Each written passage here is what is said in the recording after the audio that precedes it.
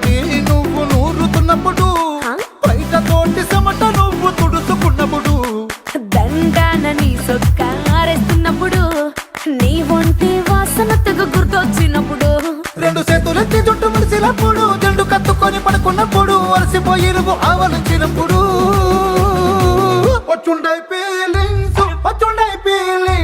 వచ్చి వచ్చి చంపేస్తుండై